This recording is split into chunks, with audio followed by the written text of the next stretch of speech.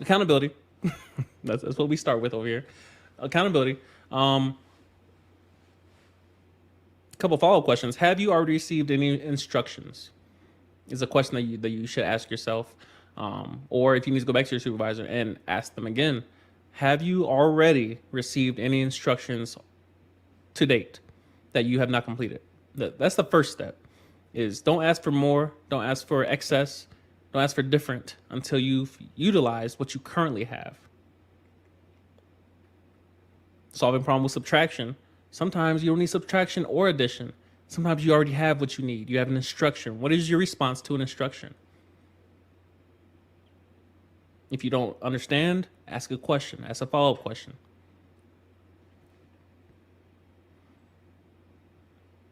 Have you already received any instructions? One thing you will notice, especially in a military environment, and honestly this applies to anyone who's on salary, is that effort cannot be enforced, which is number 2. Effort and pursuit. Continuous pursuit, consistent pursuit. They can't be enforced in a world of rules. Now, they can be enforced in a world of regulation, standards. And we have both in the military. Learning is relative. It's subjective to the individual. So you can have a group of you can have 5 airmen sitting there, and you can teach a lesson. 3 of them will catch it, 2 of them won't. That's just how that works. You can have a PowerPoint. 2 people will be asleep, 3 will be bored. They may or may not retain it. You can have an audible lesson where you're behind a wall speaking to a microphone, and everybody will be asleep. You can have a hands-on activity that teaches, that further, enforces the lesson that you just taught. 4 people enjoy it, 1 person be bored. It's how the human mind works. Some people are more predisposed to certain ways of learning than others. That's what makes it subjective. So when you have variables such as effort, in terms of someone going out of their way to learn something and wanting to learn something, and then asking follow-up questions to ensure that they learn something and retain the information, that's where you lose out on a lot of people, is the effort piece. Because it's on you to give effort. I went to a spin class this morning. I've gone every day this week.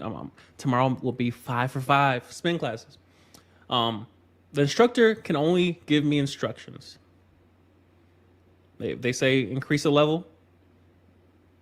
It's up to me whether or not I do it. But they're not sitting there, looking over my shoulder to make sure I add a level. My effort requires certain things. And that's where a lot of young airmen enter. Once you've left basic training, which is obedience, tech school, which is obedience, you get to operational, it's still obedience, but now there's discipline attached. Discipline really starts in tech school, where you have the option to study or not to study. And the results determine whether or not your decision was sound. The results. There's no one over your shoulder saying, did you study last night? No, the results show whether or not you studied. So therefore, discipline is now required, because now you have a choice. Basic training, it's compliance. It's obedience. You do or you don't. And if you don't, you go elsewhere. You go back home. You're civilian now. And so a lot of people fail to realize the differences between, once you switch environments, there's different rules. There's different rules of engagement. There's different variables to account for.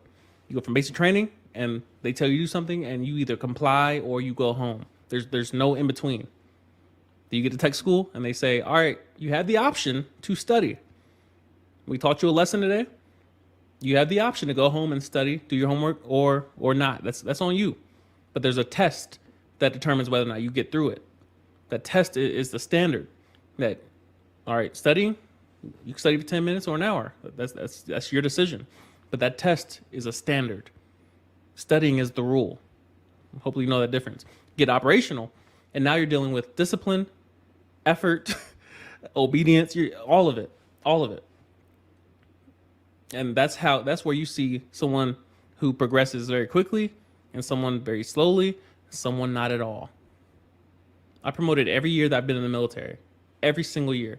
A couple of them were guaranteed. So of course we look at that, came in with no stripes, none, got A1C, guaranteed, senior airman, guaranteed.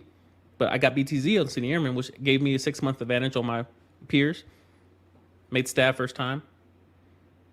But that's relative to my effort. Now, some people didn't have to study at all. Some people just woke up and did what they did and they volunteered or they didn't volunteer.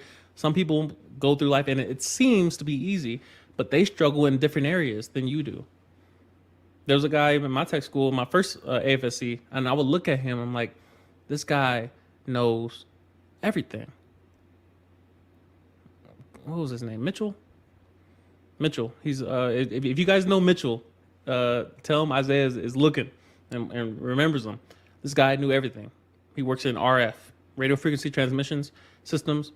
If you guys know Mitchell, he should be either senior airman or staff at this point. Possibly even tech, knowing him, but no, we came at the same time. So he should be a staff. He's probably a staff right now. But this guy, I would observe him, and like I'm fresh out of basic training, honor grad, and of course he was honor grad too. I'm like, Brett, this guy, he just retains information. I don't know how he does it. This guy just knows, and hears, and he knows now, and it's just how it works.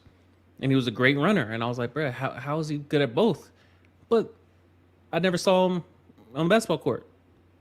Like, it was like, obviously, the point being, people, the point being is that someone is going to have one area of strength and it may be different than yours. So the point is not to compare yourself to their area of strength. The point is to see the principle and say, if I'm not as good as they are in that area, meaning I can't just walk in and excel, I need to prepare. I need to give effort to at least match his results. So whatever effort is required to bridge the gap, that's my responsibility. So just keep those things in mind as far as effort cannot be enforced. If the PT test started including splits, we're going to measure your flexibility. There is no standard for flexibility. It's relative. You don't measure someone's flexibility. They either are or they're not. You observe someone who's flexible, but how do you measure whether or not somebody's flexible? What is the ideal standard of flexibility? But running, my form, you can't enforce my form on running. How do you enforce, bro, you're not running upright. You're not running slightly leaning forward. You're leaning back. How do you enforce that? How do you enforce someone's walking gait? You can't.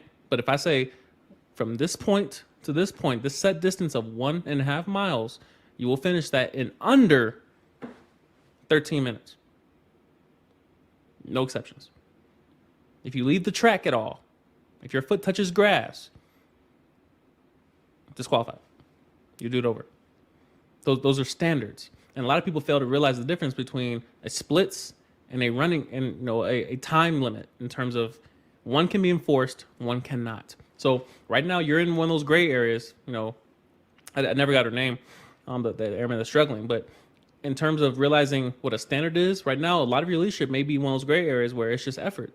They're not trying hard to train you, bring you up to speed, get your accesses done. It might require your effort. You can't enforce their effort. So maybe you can force your own effort and say, I'm going to try until I get my stuff. I'm going to get workflow. I'm going to make sure I got DTS access. Make sure I'm gained and make sure I'm going to take advantage. I'm going to make sure I have what I need. Make sure I got my DJMS. I'm going to go out of my way to ensure that I have what I need. And that leads me into, we covered number 2, which is effort, pursuit. Also, you have other airmen around you, hopefully. I don't think many squadrons around, at least finance squadrons, have less than 5 people unless you're deployed or some specific situation like two deep slot or something. There's probably other airmen around you that have more experience than you. It's on you to go in pursuit of information. Like question. Go sit with them. Go shadow them. But that's on you. Don't wait for someone to tell you to go over there. If you want to learn, if you need to learn, if you know you're not up to speed, if somebody asks you a simple question, what is DTOD? How many travel days do I get? What is flat rate per diem, or do I need my receipts? Well, what is TLA? What's the difference between TLE and TLA? If you know that you need information, go in pursuit of it. Ask someone. If they send you to the regs, effort again. Now it's time to go read regulations. No one wants to do that. Now I have to go read regulations. But that's where effort comes in. And you realize that the more effort I put in, typically the more results I get.